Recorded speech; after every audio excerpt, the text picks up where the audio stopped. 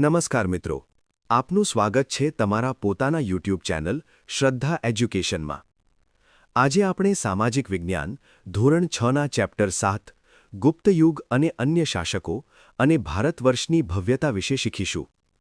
આ ચેપ્ટરમાં આપણે 3 મહત્વના મુદ્દાઓ સમજવાના છે। પ્રથમ, ગુપ્ત સામ્રાજ્યનો અંત અને વહીવટીતંત્ર। બીજું, સમ્રાટ હર્ષવર્ધન અને તેમની નીતિઓ। ત્રીજું, પ્રાચીન ભારતનો વારસો અને સાહિત્ય। આ તમામ વિષયો આપણને ભારતના ગૌરવશાળી ઇતિહાસ વિશે ઊંડાણથી સમજ આપે છે। ચાલો સૌપ્રથમ સમજીએ ગુપ્ત વંશના રાજાઓનો ક્રમ। શ્રીગુપ્ત, ઘટોત્કચ, ચંદ્રગુપ્ત પ્રથમ, સમુદ્રગુપ્ત। સૌથી પહેલા આવે છે શ્રીગુપ્ત, પછી ઘટોત્કચ, તેના પછી ચંદ્રગુપ્ત પ્રથમ।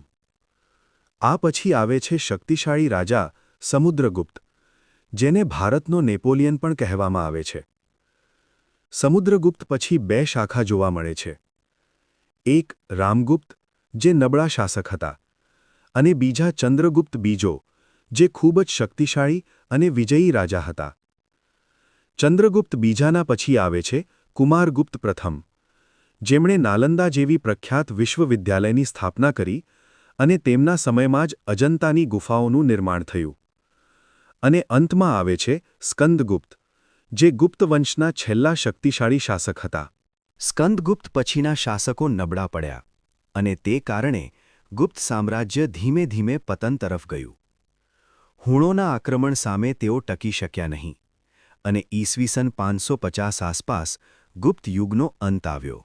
હવે આપણે સમજીએ ગુપ્ત યુગનું શાસનતંત્ર, જેની માહિતી આપણને અભિલેખો, સ્મૃતિઓ અને પુરાણોમાંથી મળે છે। ગુપ્ત યુગમાં રાજાનું સ્થાન સૌથી ઊંચું હતું, અને તેમને મહારાજાધિરાજ અને પરમ ભાગવત જેવા બિરુદોથી ઓળખવામાં આવતા હતા। પરંતુ રાજા એકલા કામ કરતા નહોતા, તેમની મદદ માટે અનેક અધિકારીઓ હતા। મહાબલાધિકૃત, મુખ્ય સેનાપતિ, મહાસંધિ વિગ્રહક, વિદેશ મંત્રી એટલે કે રાજ્યો વચ્ચે સંબંધ જાળવનાર, મહાપ્રતિહાર, મહેલ અને દરવાજાની સુરક્ષા સંભાળનાર, મહાઅશ્વપતિ, ઘોડેસવાર સેનાના વડા, મહાપીલુપતિ, હાથી સેનાના વડા, પુસ્તપાલ, રાજ્યના દસ્તાવેજો સાચવનાર, આ બધા મળીને રાજ્યનું સુચારું સંચાલન કરતા હતા। ગુપ્ત યુગમાં રાજ્યને સરળ રીતે સંચાલિત કરવા માટે તેને વિવિધ સ્તરોમાં વહેંચવામાં આવ્યું હતું। 1. ભુક્તિ પ્રાંત। આખા મોટા રાજ્યને નાના ભાગોમાં વહેંચવામાં આવતું, જેને ભુક્તિ કહેવામાં આવતું। ભુક્તિ એટલે પ્રાંત, પ્રોવિન્સ। દરેક ભુક્તિનો એક અધિકારી શાસક હોય, તે રાજાના આદેશો અમલમાં મૂકે। સરળ રીતે, રાજ્યનો મોટો ભાગ એટલે ભુક્તિ। 2. વિષય જિલ્લો। ભુક્તિને વધુ નાના ભાગોમાં વહેંચવામાં આવતું, જેને વિષય કહેવામાં આવતું। વિષય એટલે જિલ્લો, ડિસ્ટ્રિક્ટ। અહીં સ્થાનિક સ્તરે શાસન ચાલતું, લોકોના દૈનિક કામો, કર વસૂલાત વગેરે અહીંથી સંચાલિત થાય। સરળ રીતે, ભુક્તિનો નાનો ભાગ એટલે વિષય। હવે આપણે સમજીએ ગુપ્ત યુગની આર્થિક સ્થિતિ, જે ખરેખર ખૂબ જ મજબૂત હતી। સૌથી પહેલા વાત કરીએ મુખ્ય બંદરોની। ભૃગુકચ્છ અને સ્તંભ તીર્થ જેવા બંદરો પરથી વિદેશી વેપાર થતો હતો। ખેતી પદ્ધતિઓ પણ ખૂબ વિકસિત હતી। વાર્ષિક, ત્રિવાર્ષિક અને પંચવાર્ષિક યોજનાઓથી ઉત્પાદન વધારવામાં આવતું હતું। પ્રાદેશિક પાકો પણ અલગ અલગ હતા। ઉત્તર ભારતમાં ઘઉં અને જવ, ગાંધાર પ્રદેશમાં શેરડી અને દક્ષિણ ભારતમાં મરી, મસાલા અને કપાસ ઉગાડવામાં આવતા હતા। હવે વાત કરીએ કર વ્યવસ્થાની। ખેડૂતોને તેમના ઉત્પાદનનો 6 ભાગ એટલે કે 1/6 કર તરીકે આપવો પડતો હતો, અને બ્રાહ્મણો અને મંદિરોને જમીન દાન પણ આપવામાં આવતું હતું। સૌથી મહત્વનું, આંતરરાષ્ટ્રીય વેપાર। ભારતમાંથી મધ્ય હવે આપણે સમજીએ ગુપ્ત યુગની ધાર્મિક સ્થિતિ, જેમાં ભારતની સંસ્કૃતિ સંપૂર્ણ રીતે ખીલી ઉઠી હતી। ગુપ્ત યુગમાં વૈષ્ણવ ધર્મ રાજ્ય ધર્મ હતો। આ સમય દરમિયાન રામાયણ, મહાભારત અને પુરાણોનું પુનઃસંકલન થયું, અને શ્રીમદ ભગવદ્ ગીતા ખૂબ મહત્વપૂર્ણ ગ્રંથ બની। દક્ષિણ ભારતના સંતો પણ ખૂબ મહત્વના છે, એક્ઝામ માટે ખાસ। નયનારો સંતો શિવ ભક્તિ સાથે જોડાયેલા, અલવાર સંતો ભગવાન વિષ્ણુની ભક્તિ સાથે જોડાયેલા, માતા પૂજા પણ ખૂબ પ્રચલિત બની. દુર્ગા અને ચામુંડા માતાની ઉપાસના વધતી ગઈ. હવે વાત કરીએ બૌદ્ધ ધર્મની. હર્ષવર્ધનનો ઉદય એક રસપ્રદ કહાની. એક સમયની વાત છે. પુષ્યભૂતિ વંશમાં એક શક્તિશાળી રાજા હતા, પ્રભાકરવર્ધન. તેમને 3 સંતાનો હતા: રાજ્યવર્ધન, હર્ષવર્ધન અને રાજ્યશ્રી. રાજ્યમાં બધું શાંતિપૂર્ણ ચાલતું હતું. એક ખુશીની શરૂઆત. રાજ્યશ્રીનું લગ્ન કન્નૌજના રાજા ગ્રહવર્મા સાથે થયું. સંપૂર્ણ રાજ્યમાં ખુશીનો માહોલ હતો. પણ આ ખુશી વધારે સમય ટકી નહીં. અચાનક આફત આવી. ગૌડ રાજ્યના રાજા શશાંકે કન્નૌજ પર હુમલો કર્યો. ગ્રહવર્માની હત્યા થઈ ગઈ. રાજ્યશ્રીને બંધક બનાવી લઈ ગયા. રાજ્યમાં શોક અને ભય છવાઈ ગયો. ભાઈનો બદલો. મોટા ભાઈ રાજ્યવર્ધન ગુસ્સે થઈ ગયા. તેઓ પોતાની બહેનને બચાવવા યુદ્ધ માટે નીકળ્યા. પણ દુર્ભાગ્યે તેમની પણ હત્યા થઈ ગઈ. એકલા પડ્યા હર્ષવર્ધન. હવે હર્ષવર્ધન પર દુઃખનો પહાડ તૂટી પડ્યો. પિતા નથી, ભાઈ નથી, બહેન મુશ્કેલીમાં, રાજ્ય પણ સંકટમાં. હિંમત અને જવાબદારી. આવી મુશ્કેલ પરિસ્થિતિમાં હર્ષવર્ધને હિંમત રાખી. ઈસવીસન 606માં તેઓ રાજા બન્યા. નવો યુગ શરૂ થયો. હર્ષવર્ધને પોતાની બહેન રાજ્યશ્રીને બચાવી, શત્રુઓને હરાવ્યા, થાનેશ્વર અને કન્નૌજ બંને પર શાસન શરૂ કર્યું અને ધીમે ધીમે તેઓ ઉત્તર ભારતના મહાન સમ્રાટ બન્યા. મિત્રો, શું તમે જાણો છો કે ઉત્તર અને દક્ષિણ ભારત વચ્ચે એક મોટું યુદ્ધ થયું હતું? ચાલો જાણીએ નર્મદા નદી પાસે થયેલા આ ઐતિહાસિક યુદ્ધ વિશે. ઉત્તર ભારતના સમ્રાટ હર્ષવર્ધન હતા. તેમના સામ્રાજ્યમાં મગધ, ઓડિશા, સારસ્વત, હરિયાણા, ગૌડ અને મિથિલા જેવા પ્રદેશો સામેલ હતા. વલ્ભીના રાજા ધ્રુવસેન બીજાને હર્ષવર્ધને હરાવ્યો અને પછી તેની સાથે વૈવાહિક સંબંધ પણ બાંધ્યો. હર્ષવર્ધનને પ્રાચીન ભારતનો છેલ્લો મહાન સમ્રાટ માનવામાં આવે છે. હવે વાત કરીએ સૌથી મહત્વપૂર્ણ નર્મદા નદીનું યુદ્ધ વિશે. આ યુદ્ધ હર્ષવર્ધન અને દક્ષિણ ભારતના શક્તિશાળી રાજા પુલકેશી બીજા વચ્ચે થયું, જેમાં હર્ષવર્ધનનો પરાજય થયો અને પરિણામે તેમનું શાસન નર્મદા નદીના ઉત્તર સુધી જ સીમિત રહી ગયું. આ રીતે નર્મદા નદીનું યુદ્ધ ઉત્તર અને દક્ષિણ ભારત વચ્ચેની સીમા નક્કી કરનાર મહત્વપૂર્ણ ઘટના બની. હવે વાત કરીએ દક્ષિણ ભારતના શક્તિશાળી રાજા પુલકેશી બીજા વિશે. તેઓ ચાલુક્ય વંશના રાજા હતા. લગભગ 40 વર્ષ સુધી શાસન કર્યું. તેમનું સામ્રાજ્ય મહારાષ્ટ્ર, કર્ણાટક અને કોંકણ સુધી વિસ્તરેલું હતું. તેમને દક્ષિણાપથના અધિપતિ તરીકે ઓળખવામાં આવતા અને ઈરાનના રાજા ખોસરો બીજા સાથે તેમનો મિત્રતાનો સંબંધ હતો. મિત્રો, શું તમે જાણો છો કે હર્ષવર્ધન માત્ર રાજા જ નહોતા, પણ એક મહાન સાહિત્યકાર પણ હતા? ચાલો જાણીએ તેમના દરબારની ખાસિયતો. હવે આપણે સમજીએ સમ્રાટ હર્ષવર્ધનનો સાહિત્યિક અને ધાર્મિક દરબાર. ચીની યાત્રિક હ્યુએન સાંગ હર્ષવર્ધનના સમયમાં ભારતની મુલાકાતે આવ્યા હતા. હર્ષવર્ધન પહેલાં શૈવધર્મી હતા, પરંતુ હ્યુએન સાંગના પ્રભાવથી તેઓ બૌદ્ધ ધર્મના અનુયાયી બન્યા. તેમણે કન્નૌજમાં હ્યુએન સાંગની અધ્યક્ષતામાં એક વિશાળ ધર્મ પરિષદ યોજી હતી અને બુદ્ધની પ્રતિમાને હાથીની અંબાડી પર મૂકી પૂજા પણ કરવામાં આવી હતી. હવે વાત કરીએ મહાન સાહિત્યકારોની. બાણભટ્ટે હર્ષચરિત્ર અને કાદંબરીના રત્નની રચના કરી.